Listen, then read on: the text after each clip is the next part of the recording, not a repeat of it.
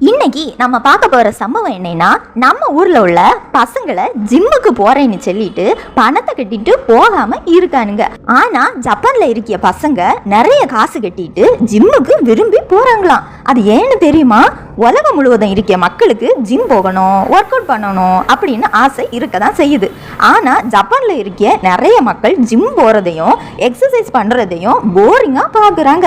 இதனால அந்த விஷயத்தை இப்படியே விட்டா சரி வராதுன்னு சொல்லி அங்க உள்ள ஃபிட்னஸ் அசோசியேஷன் செஞ்ச விஷயத்தை கேட்டீங்கன்னா ஆச்சரியம் ஆகிருவீங்க.